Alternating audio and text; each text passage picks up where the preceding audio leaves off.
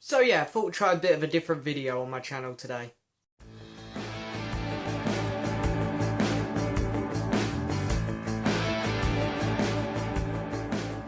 Buddy, you're a boy, make a big noise, playing in the street, gonna be a big man someday. You got mud on your face. Sorry, just had my lunch. And so today what I'm going to be doing is I'm going to be doing a bit of a different video. And I've been inspired to do this video for a number of reasons, really. First of all, of course, my contest, which has been going fantastic. And before I go any further, I just want to say a big thank you to everyone who's entered so far. Every entry has been amazing. I've had so much fun watching them all. It's been great fun, this contest. Been loving it so far. And just seeing what albums people picked for each individual year has really been intriguing. And I really wanted to put my opinion out there on some of these years. And of course, when I do my contest update, I'm going to do my own kind of entry. So I'll probably pick either the 70s or 80s, just do my favourite album from each year like everyone's been doing. But yeah, I've been talking about a few years with some people online when they've been trying to come up with their lists and stuff. And I'm saying how many good albums there are in certain years, like 89, 70, and of course 77, which is the year we're going to be talking about today. And I thought, you know, it'd be great just to talk about the music that come out in one of those years. And also want to give another shout out to Ross Goodall, because Ross Goodall does something very similar on his channel at the minute. And he's done a few years as well, and his videos have been brilliant on those years he's picked. And I thought it's a really good idea, actually. So I don't know if I'm going to do these videos too often. But I don't know, just the heat of the moment at the minute. I've just been enjoying watching these contest entries, hearing about other people's favourite albums from certain years. And, oh, pardon me, sorry, been drinking Pepsi, so it's bubbling up. So it's, I thought, I want to talk about the year 1970, because so much good music came out that year. And we can have a lot of fun talking about it. So what I've done is, there are a few albums I'm missing. Like Low from David Bowie. I have not heard that album yet, so sorry, that one won't be making the list because it'd be unfair for me to judge it. However, from how good it is apparently and how much I love Bowie, I'm sure it would rank quite highly. And then of course The Clash. I've heard bits and bobs off of that album, but I haven't heard it all, so I didn't want to count it in the video. But what I have done is I've got 12 albums here, so it's going to be, I don't know what I'm going to call the video yet. I'm kind of just winging this. I've just hit record, got my favourite albums out, put them in an order. But yeah, it's going to be least to best. But this is just my thoughts on at this point in time. This list could obviously change. The album that's number one at a minute might not always be number one. So this is just how I'm feeling right now. So anyway, I own 10 of them on vinyl. 2 of them are CDs. Don't own the vinyl copies yet. But what I'm going to do is, I've got them on the floor here. Let me bring them up. As you can see, I'm not too well prepared. I've just kind of winged this. Just got this video together at the last minute. But, okay, so 12 albums. Let's get started. So, the album that is last, all of these albums here, all 12, I don't dislike any of them. The album that is coming in 12th place, I actually love. It's a great album. So, I think that really shows how good the year 1977 was. But, you know, creating the order, it's like, yeah, this one kind of had to come last for me a bit. But I just adore this album. So the album is Nevermind the Bollocks, is the Sex Pistols. So this is a really good album, really. Nice punk album. Had some really good songs on, like Anarchy in the UK, Problems, you know, just 17. It's a really good album, this. A really kind of fun, upbeat album, one which kind of went against a lot of the things which were coming out that year of music, and it was an album which was made to be controversial, I think. As you know, I mean, apparently, I hear that Anarchy in the UK was, you know, that song just went so big, and just so many people were not happy about it being as, you know, a big track, a popular track. But, oh, you know, it's a fun album. Take it for what it is. It's enjoyable. So coming in 11th place is going to be another album which I really love, generally do. But, you know, let's go for the one by Yes. So it's a really good album, my favourite Yes album. Well, I say favourite, I haven't heard all the Yes albums yet, but from what I've heard so far, it is my favourite. Really good kind of proggy, pop kind of sounding album. Really good. I absolutely love this record. It really is just a masterpiece. And it's a shame that it's coming in so low on the list, but there we go. Talking of prog, coming in at number 10 is going to be Pink Floyd's Animals. Now, this is one which I don't own on vinyl, and I really need to fix that. This the next one, because the one that's coming in ninth place is the other CD, actually. But, yeah, you know, I really do like Pink Floyd, and if this album had come out in, let's say, 76 or something, it would have been so high on the list. It probably would have been top 5, but unfortunately, it's such a good album. It really is one of my favourite Pink Floyd albums, but didn't quite, you know, it's just a shame that this same year so many other good albums come out, so it gets 10th place. But I can't really go through my favourite and least favourite tracks on here, because there's only 5 and they're all just brilliant. So yeah, Pink Floyd gets number 10 spot. Okay, so I'm going to have a drink now. As I say, Pepsi today, being really healthy. Okay, so then the next one up is my other CD, and I've known this album for a long time, or at least the first half of the album. You know, I listen to it a lot on Spotify and whatnot, but I did only just get the CD a couple days ago, and don't even have the vinyl yet, but hopefully I'll be able to fix that soon. And it's David Bowie's Heroes. Now, as I say, haven't heard David Bowie's Low, so I can't include that one on the list, but the whole first half of this album is pure brilliant genius. It's amazing. Second half of the album takes a bit of a turn. It goes into some kind of different weird instrumental stuff, but it's interesting, really good stuff. And of course we get the last track on here, which goes back to normal kind of classic Bowie. And then of course we got, you know, Joe and the Lion, Heroes, 2 amazing tracks right there. So this is such a good album. Okay, so then coming in at number 8, an album which has surprised people, because I don't normally like to speak too highly of this band, because this band is really good. I don't want to sound negative on them. They're a really good band. I just feel that the word I would use to describe them is overrated. So, and I hear so many people raving about them, you know, like when I'm at my sixth form and stuff, and it's like, they were very good, but there were some better bands about. That's just my opinion on the band. But this album here is amazing. This is probably their best album. I can't take anything away from this album. It's a masterpiece. Fantastic. And it is News of the World by Queen. So, you know, Queen, they are a great band. There's no doubt about it. But this album has tracks on like We Will Rock You, We Are the Champions, Sheer Heart Attack, you know, just fantastic. So that's really cool. Oop, wrong way up. So really great album there from Queen. Definitely one of their better ones. Probably their best for me. So yeah, there's Queen. So coming in next, what are we now? Number 7, I believe.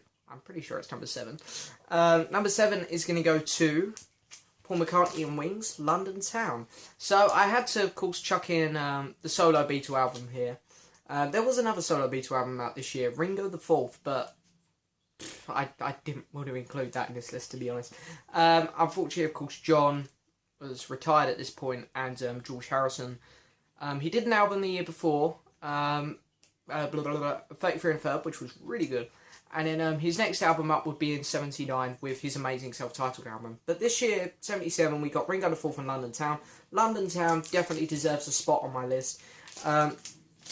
You know, let's go through the tracks here. We got London Town itself, brilliant. Children, the Denny Lane song, fantastic. Girlfriend, I've Had Enough. With a Little Luck is easily the best song on here, amazing. Deliver Your Children, another great song. Name and Address, love it. So, really strong album, actually. So, really, really do enjoy this album. Okay, so then, coming in at number 6, and this is another masterpiece album in my mind. I just love this. So, it is one of the 4 self-titled Peter Gabriel albums. So, I'm becoming such a big Peter Gabriel fan now, and it's like, his first 4 albums, you have to really pick and choose from them. I feel that some definitely have a higher quality over others. But, you know, this one has Salisbury Hill on. Do I need to say any more? That is probably one of the best songs released in 77. If I was doing a singles list, that one would easily make the top 5. So, you know, fantastic song there. And what else we got?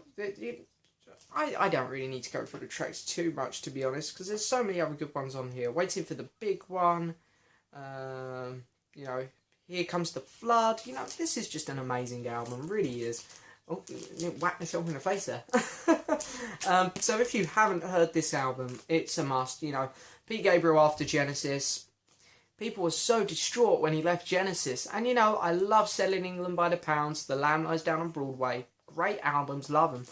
But Peter Gabriel going solo, I think was actually a good thing. Because I love Genesis. Genesis are amazing. They're one of the best prog bands. They really have a kind of Pink Floyd sound in their early career. But, you know, Pete Gabriel going solo. He turned into one of the best solo artists ever, so... Okay, next one up will surprise people. Well, it won't surprise people because... Oh, anyway, you'll see in a minute. But anyway, it might surprise you because really it's not my normal music taste. It isn't a kind of classic rock artist. This is an entire instrumental album composed by the one and only Mr. John Williams. And, you know, I'm trying not to be biased here because I absolutely adore every film in this trilogy, in this story. I love all 7 films. You guys can probably guess what it is now. It's Star Wars. Now, the Star Wars original motion picture soundtrack, I'm not saying this because of my biasness to how much I love the films, but I think the films have something to do with the reason I love this soundtrack so much. And that's because I've watched them so much, and these songs, the tunes in them, I know them off by heart now, and the songs that were composed here are just amazing. They work so well with the film, and I honestly sit here and play this all the time. When I don't know what to listen to, I'm like, oh, I don't know whether I fancy some 80s pop, some classic rock from the 70s, don't know if I want to go back to some rock and roll from the 60s. When I don't know what I want to listen to, I normally pull out a Star Wars vinyl, because I love the instrumental stuff, and I can listen to it in whatever mood I'm in. And for this album here, went up, got to number 1 in the charts, went up for album of the year, of course lost out to Fleetwood Mac's Rumours, but, you know, I think for an album to do all that was composed for a film, and the film itself, Star Wars, wasn't even meant to be that big, people were predicting it to be a huge flop, I think that is pretty damn incredible. So Star Wars had to get a high mark on my list, and I absolutely love every track on that album. I could sit there and listen to it for hours. I have a very warm spot in that in my heart. Okay, so now we're into the top 4 albums, and each top 4 really I can shuffle about in any order, because these top 4 albums really are masterpieces. I have to have a drink. Now I struggled. I'm not gonna lie. These top 4 here, I really, really struggled with because I love all 4 of them so much. They're all going to be like 9, 10 out of 10 albums. But coming in at number 4, and yeah, I kind of feel bad about doing this because this is my hero. This is my favourite musician. But unfortunately, he is getting the number 4 spot, and that is going to be Eric Clapton with Slow Hand. Now, you guys know me. Eric Clapton is my favourite. He's my god. So putting him at number 4 kind of breaks my heart a little bit, but he definitely gets the number 1 spot in some other years. So hopefully if I continue this new series of videos, we'll see him get the number 1 spot a couple times. But this is one of his best albums, though, as I say. If he brought this out in 76 or 78, bam, number 1 spot, easy, piece of piss, this would get it. But, you know, anyway, unfortunately, just wrong year for this album, I'd say. But anyway, you know, we got tracks like Cocaine, Wonderful Tonight, Lay Down Sally, Next Time You See Her, The Core. It's, you know, all of them tracks that I listed are just amazing. Just so good. Just, it really is a masterpiece of an album, one of the best. And gonna go down as one of Clapton's best. Okay, so the next one. Please no one kill me in the street when you see me, because this is going to be nearly everyone's number 1, and I know it will be. And at times it would get the number 1 spot for me, at times it would, but right now, it slipped back to number 3 for me, because the 2 albums I picked over it, I generally do enjoy it, just a teeny weeny bit more. But this album here, I don't want people to walk away from this video feeling mad that I didn't put it as number 1, and if you do, I'm sorry, I really didn't mean it, but You know, I can't say anything bad about this album. I really can't. It is just a masterpiece. It's Fleetwood Mac with Rumours here. So, of course, the second album after Lindsey Buckingham and Stevie Nicks joined. But so much drama happening with the band here. It's like they'd only done the one album. They're self-titled in 75, I think. 75, 76. You know, Stevie Nicks and Lindsey Buckingham had only just joined. So much tension in the band. So many relationship breakdowns and, you know, the people crossing over with their relationships, whatever. They probably had a huge gangbang at one point, but you know, this was it's such a good album, really is. I think it kind of shocked people because I don't think people were expecting too much from them. I don't even think the band were expecting too much from this due to the state they were all in.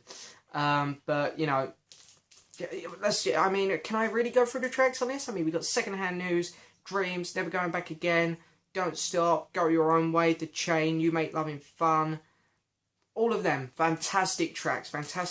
So, yeah, just gonna get the thumbnail in here, actually. I'll use Fleetwood Mac as my thumbnail.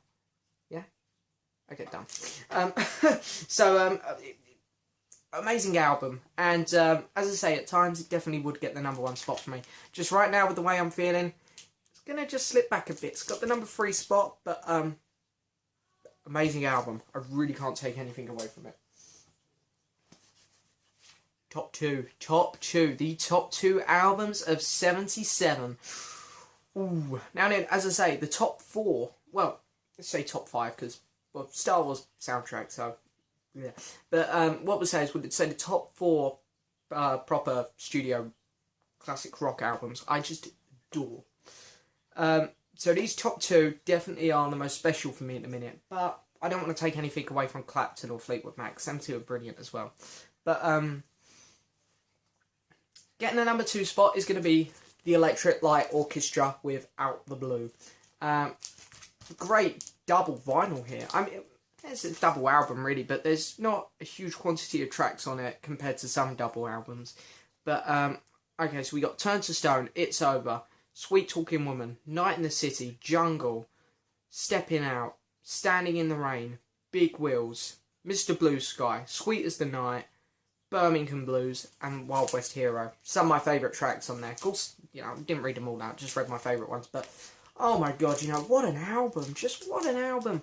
You can really hear Jeff here, kind of coming back after a New World Record. A New World Record kind of took ELO to a new level of more contemporary, you know, kind of music, a more contemporary sound. Although I did love Face the Music and El Dorado. But he kind of took them a step further to get them more in the charts. And after A New World Record was such a success, it's like, well, hey, let's just give it our all. Double vinyl, and boom, we've got Out the Blue here, which sounds amazing. So this is a really good album. I adore it. Really, really is a masterpiece of an album. Okay, people, #1. So, as I say, right now, he's my #1. But at times, you know, this list can change. But the reason I put this album as #1 is because, whereas with all of the last 3 albums, let's do it. Let's have a look here. We got Eric Clapton, Slow Home. There's you know, the track on here, May You Never. Not too keen on it. It's not too bad, but it's kind of, that's the bump in the album. So for Fleetwood Mac Rumours, I'm not a fan of Songbird. So that one's the one that kind of takes in the album. And ELO, ooh, what one would I say is here? Maybe Summer and Lightning, I'd say maybe. Yeah, that one's a bit of a... But this next album, generally, there is no... It's all perfect. But there are no songs on here which I have a problem with. They're all really good. So this album here is going to get it. Billy Joel, The Stranger. I'm a huge Joel fan. Absolutely love him. This is just brilliant. We got Moving Out, Anthony's song. The Stranger. Just the Way You Are. Scenes from an Italian Restaurant. All 5 of them tracks on the first side. All 5 of them are on his greatest hits. Does that not say something? And then on the B side, we've got Vienna. Only the Good Die Young. She's Always a Woman. Just a beautiful song there. Get It Right the First Time. And Everybody Has a Dream. There are no bad songs there. All of these songs, apart from the last two, are on his greatest hits double CD, double LP compilation. And the last two tracks are so good as well. I don't understand why they're not on there. So this album here really is a perfect album for me. Which is simply why it gets it over the other three albums at the moment. But as I say, it'll probably come another point in time where I'll say, no, Out the Blue's getting it. No, Clapton's getting it. No, Fleetwood Mac's getting it. So just for right now, it's The Stranger by Billy Joel. Best album of 1977 for me, in my opinion. So anyway, hope you enjoyed this video. Sorry if I kind of upset a few people there, because it's such a good year. You know, putting some of them so far back, like David Bowie, Heroes, Paul McCartney and Wings. You know, it really is kind of hard to put them so far back in the list when other years they could very easily be in the top 5. So, but anyway, so that's it for this video. I'm just going to give a shout out about my contest, which is still running. Still got quite a while. Still got a good month to enter. But please take part, because I've had a lot of fun with it as well. Just kind of coming up with my own little lists. And I will be making a few more videos like this, I think. But yeah, it's going pretty well. Having a lot of fun with it. So make sure that you take part. And yeah, hope you enjoyed the video, guys. And thank you so much for watching. Please like the video, please subscribe, please leave a message. Thank you very much for watching. See you guys later. Anthony Bye. works in the grocery store.